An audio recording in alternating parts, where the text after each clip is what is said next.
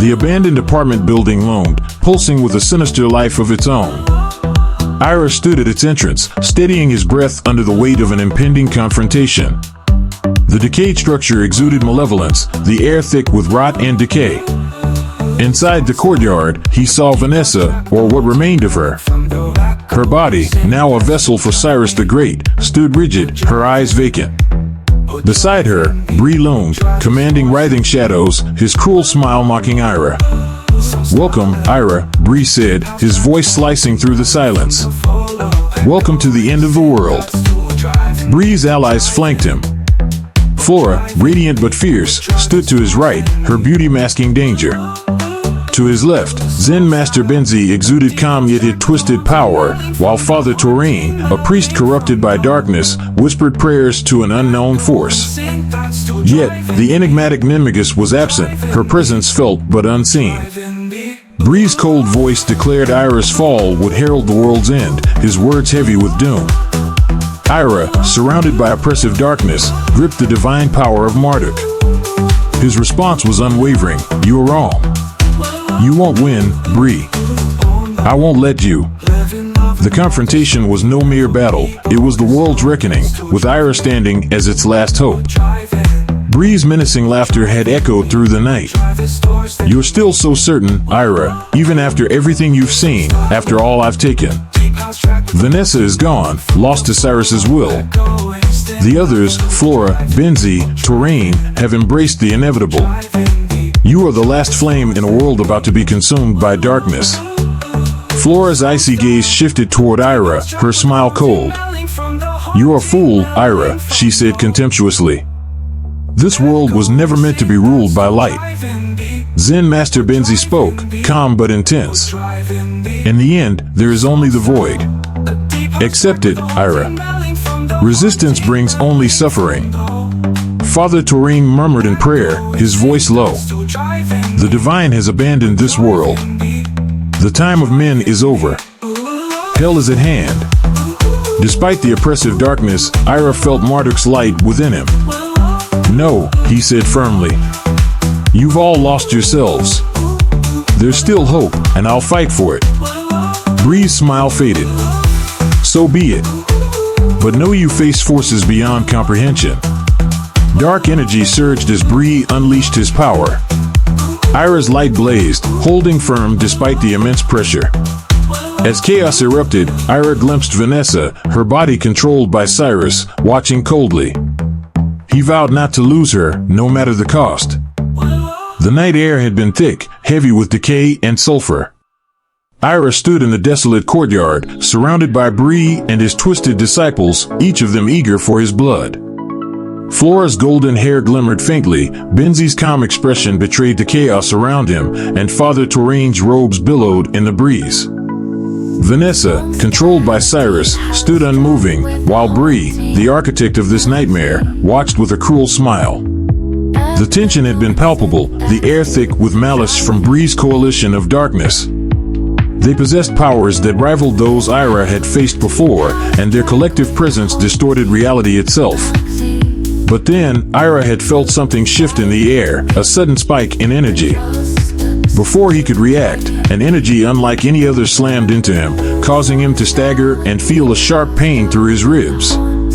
From the shadows, a figure had emerged, Nemigus, her eyes gleaming with cold amusement. "Surprised, Ira," she had said, her voice soft but venomous.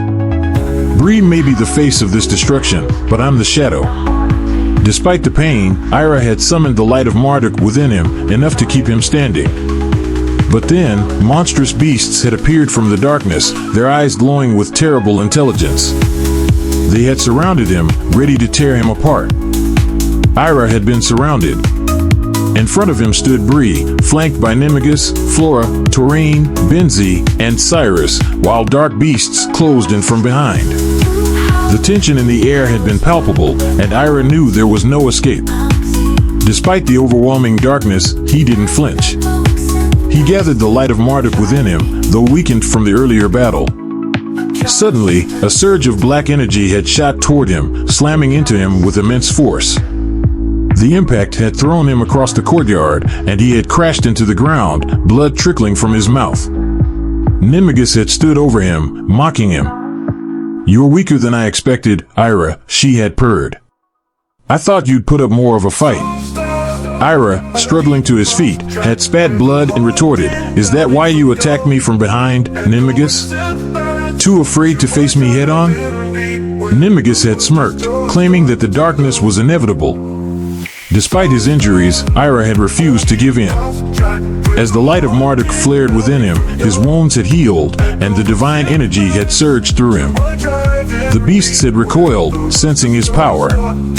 Nimigus, undeterred, had launched another wave of dark energy. But this time, Ira had been ready. With a roar, he had unleashed Marduk's light, overpowering Nimigus's energy and forcing her to retreat in shock. Ira stood firm, despite the overwhelming odds. "You can't win," he said, his voice steady with resolve. "Not while I still stand." Bree, watching from the shadows, clenched his fists, his face unreadable. "Then come," he replied coldly. "Let us see if you can hold onto that light when the full weight of darkness falls upon you." The battle resumed. The night sky had darkened, and Ira found himself encircled by Bree, Nimigus, and dark beasts. His body was battered and covered in blood, but he refused to fall. The beasts growled as they closed in, and Bree and Nimigus watched from the sidelines, waiting for Ira's collapse. Suddenly, a massive bear lunged at him, its claws tearing through his flesh. Despite the pain, Ira stood his ground. But then a lion, powered by dark energy, attacked him, its teeth sinking into his shoulder. He fought back, but the onslaught continued, with more beasts surrounding him. Ira realized that this battle was not just physical, it was a fight against the very fabric of reality itself, against the darkness Bree sought to unleash. As he struggled, Ira remembered an ancient weapon, the Blazefrost celestial sword, a blade forged from dark flame and the icy breath of Mount Kailash. It had been locked away, but now it called to him. Ira closed his eyes, focusing inward to summon the light of Marduk as a shield against the beasts attacking him. In the calm center of the chaos, he reached out across time and space, calling for the Blazefrost celestial sword. At the Metropolitan Museum, the ancient sword trembled on its pedestal, drawing the attention of the guards. The sword began to shake violently before shooting out of its display, shattering glass doors and disappearing into the night sky. At the same time, in Dr. William Foster's research facility, the Black Iron Horse, a creation of dark flame and ice, awoke. The scientists froze in terror as it broke free from its containment, crashing through walls and galloping into the night. Back in the courtyard, Ira sensed the approaching power of the sword and the horse. The temperature dropped as the beasts around him continued to attack, but Ira stood firm. Then, with a flash of light, the Blazefrost celestial sword descended from the sky, crashing into Ira's hand. The impact sent a shockwave that knocked back the beasts. With the sword in hand, Ira smiled, feeling the connection to its divine energy. He was no longer just Ira, he was a warrior of gods, wielding a weapon of immense power. The ground beneath Ira trembled as the Black Iron Horse emerged from the shadows, its icy form shimmering in the dim light. With eyes burning with fierce, icy fire, it charged toward Ira. In response, Ira leapt onto the horse's back, raising the Blazefrost celestial sword high. As the man, sword, and steed united, a wave of cold energy swept through the courtyard, lowering the temperature and causing frost to spread across the ground. Bree's confident smile faded as he realized the true extent of Ira's power. This was no ordinary man, he was something far more dangerous. "You've lost, Bree," Ira said, his voice as cold as the wind that howled through the night. "This ends now." With those words, the battle reignited, but this time, Ira wielded the fury of the Blazefrost celestial sword and the unstoppable force of the Black Iron Horse. The ground trembled beneath their combined might, and the forces of darkness began to falter. The temperature dropped even further, causing the walls of the building to crack under the oppressive cold, signaling the shift in power as Ira took command of the battlefield.